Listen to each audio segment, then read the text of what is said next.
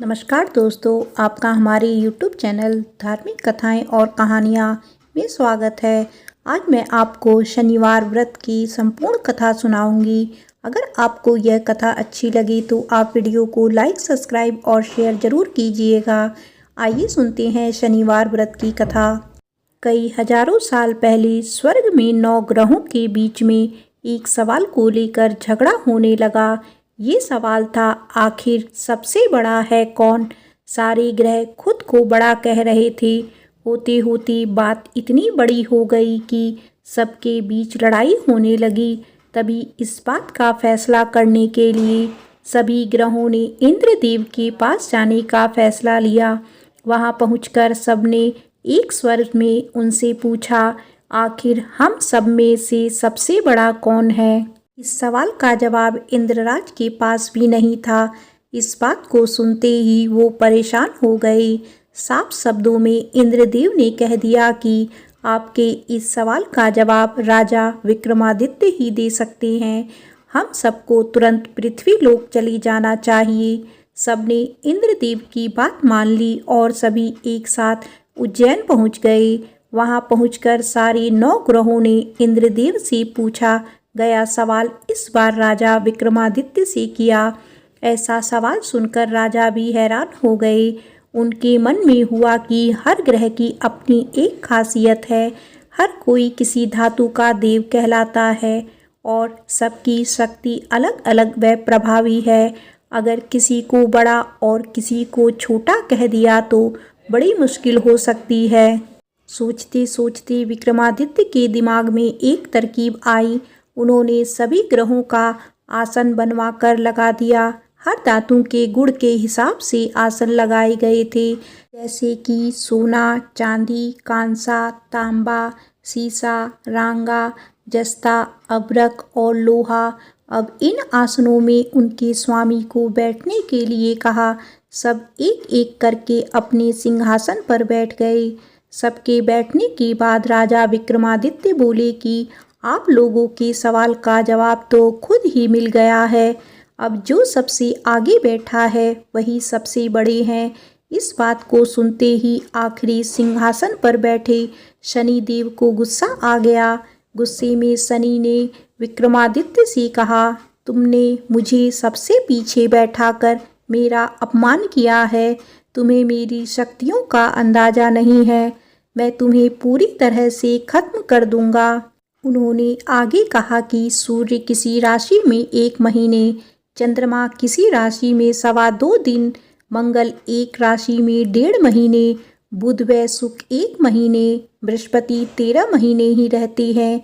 इन सब के मुकाबले मैं किसी भी राशि में 7.5 साल तक 7.5 बनकर रहता हूँ। कई देवता मेरे प्रकोप से पीड़ित हैं। भगवान राम को भी 7.5 का प्रकोप झेलना पड़ा। इसी वजह से वो जंगल गए थे। रावण भी 7.5 की वजह से ही लड़ाई में मारा गया था। अब तुम्हारी बारी है। तुम भी मेरे प्रकोप से बच नहीं पाओगे। अब ये सब देखकर अन्य ग्रहों के देवता चले गए और शनिदेव भी नाराज होते हुए आगे निकल गए। इतना सब होने के बाद विक्रमादित्य परेशान थे, लेकिन वो पहले की तरह ही अपनी जनता के लिए न्याय करते रहे। होते होते वो आनंद से अपना जीवन जीने लगे। पर शनिदेव अपना अपमान बिल्कुल भी नहीं भूले थे। बदला लेने के मन से एक दिन शनिदेव घोड़ा व्यापारी के रूप में उज्जैन पहुँचे। वहाँ पहुँचते ही उन्होंने खबर फैला दी कि उनके पास खूब तेज दौड़ने वाले घोड़े हैं। इस खबर के मिलते ही राजा ने घोड़े का ख्याल रखने वाले अश्वपाल को कहा कि जाओ उससे घोड़ा खरीद कर ले आओ। वो गया और देखा कि घोड़ा काफ़ी कीमती है। फिर विक्रमादित्य खुद गए और एक ताकतवर घोड़ा पसंद कर लिया। उसके बाद घोड़े की गति को देखने के लिए विक्रमादित्य उस घोड़े पर सवार होने लगे। तभी घोड़ा हवा में तेजी से दौड़ा और राजा को जंगल ले जाकर छोड़ दिया। जंगल से राजा अपने नगर वापस आने का रास्ता ढूंढने लगे। उन्होंने कई घंटों तक रास्ता ढूंढा, लेकिन उन्हें रास्ता नहीं मिला और वो भूख प्यास से तड़पने लगे। कुछ ही देर में उन्हें एक चरवाहा दिखा। उससे राजा ने पानी मांगकर पी लिया और पानी के बदले में उसे अपनी सोने की अंगूठी दे दी। उसके बाद राजा रास्ता पूछते हुए एक नगर में पहुँचे। वहाँ सामने ही राजा को एक सेठ की दुकान दिखाई दी। वो कुछ देर के लिए वहाँ बैठकर उस सेठ से बातें करने लगे।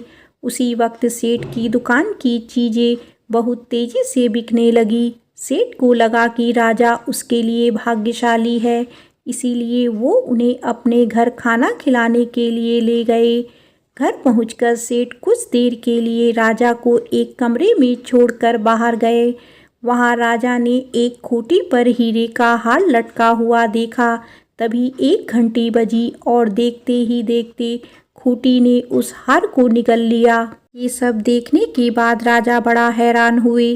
कुछ देर बाद सेठ वहां आया तो उसे वो हार नहीं दिखा। तभी उसे विक्रमादित्य पर हार चोरी करने का शक हुआ। सेठ ने उसकी शिकायत उस नगर के राजा को कर दी। सैनिक विक्रमादित्य को जंजीर में जकड़कर उस राज्य के राजा के पास ले गए। राजा ने विक्रमादित्य से पूछा, वो हार कहाँ है? उन्होंने जवाब दिया, उसे वहाँ की खूंटी निकल गई जिसमें वो हार टंगा हुआ था। इस बात को सुनते ही राजा गुस्से से लाल हो गए। राजा जवाब से संतुष्ट नहीं थे, इसीलिए विक्रमादित्य को हीरे के हार का घोषित करते हुए हाथ पांव काटने की सजा सुना दी। सैनिकों ने राजा का आदेश मानते हुए विक्रमादित्य के हाथ पांव काटकर उसे सड़क पर यूं ही छोड़ दिया। सड़क पर इस तरह से पड़े हुए विक्रमादित्य को कई दिन हो गए थे। एक दिन तेली को उन पर दया आ गई और उन्होंने अपने घर लेकर चला गया। उन्हें बैल हाँकने वाले कोलू की जगह काम दिया। अब विक्रमादित्य रोज बैलों को आवाज़ देकर उन्हें हाँकते थे। रोज बैलों को हाँकने का काम करने पर विक्रमादित्य को बदले में खाना मिलता था। इसी तरह होते होते 7.5 साल बीत गए। 7.5 साल बाद जब राजा 7.5 खत्म हुई तो वर्षा ऋतु शुरू हो गई। विक्रमादित्य एक रात बादल और बारिश के राग वाला गाना जोर जोर से गा रहे थे। तभी उस नगर की राजकुमारी पास से ही गुजर रही थी। उसने वो गाना सुना और दासी को कहा कि पता लगाओ वो कौन है। दासी ने ठीक वैसा ही किया।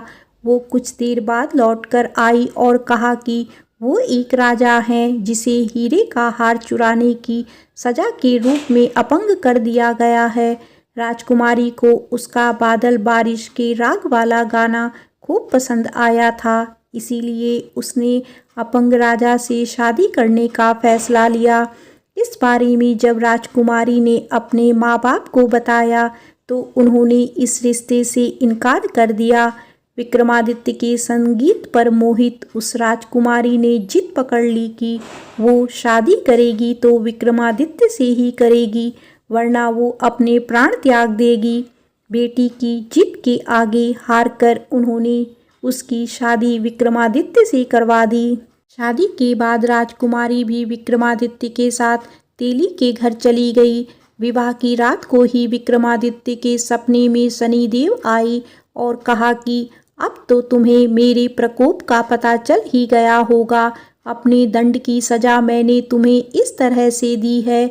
सपने में ही राजा दुखी होकर शनिदेव से माफ़ी मांगने लगा और प्रार्थना करते हुए बोले, आपने मुझे जितना दुख दर्द दिया है उतनी किसी और को मत देना। विक्रमादित्य की प्रार्थना सुनकर शनिदेव को अच्छा लगा। उन्होंने सपने में ही उन्हें बताया कि जो भी इंसान मेरी पूजा करेगा, मुझ पर ही मन लगाकर ध्यान रख के करेगा, मेरी कथा सुनेगा, चींटियों को आटा खिलाएगा, वो मेरे प्रकोप से हमेशा बचा रहेगा। साथ ही मैं उनके मनोरथ भी पूरे करूँगा।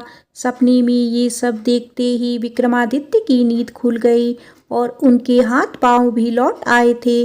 अपंगता से छुटकारा पाकर वो बहुत खुश हुए। उन्होंने मन से शनिदेव को धन्यवाद किया। इसके बाद विक्रमादित्य ने अपनी पत्नी को शनिदेव के प्रकोप की पूरी कहानी सुनाई। तभी सेठ को भी पता चला कि वो अपंग इंसान राजा विक्रमादित्य हैं। उसने दौड़कर राजा से माफ़ी मांगी। राजा ने भी उसे माफ़ कर दिया, क्योंकि उन्हें पता था कि यह सब कुछ शनिदेव की वजह से हो रहा है। सेठ ने दोबारा विक्रमादित्य को अपने साथ घर चलने के लिए कहा। वहाँ सब मिलकर खाना खा रहे थे। उसी समय एक और हार खूंटी ने निगल लिया। इस दृश्य को सबने देखा और हैरान हो गए। कुछ देर बाद सेठ को अपनी करनी पर पछतावा हुआ और उन्होंने अपनी बेटी की शादी विक्रमादित्य से करवा दी। विवाह में सेठ ने उसे खूब सारे आभूषण दिए। राजा विक्रमादित्य अपनी दोनों पत्नियों के साथ राज्य वापस चल पहुँचे। वहाँ धूमधाम से उनका स्वागत हुआ। अगले ही दिन विक्रमादित्य ने यह घोषणा करवा दी कि सारे ग्रहों में सबसे श्रेष्ठ शनिदेव हैं। प्रेम से बोलो शनिदेव की जय।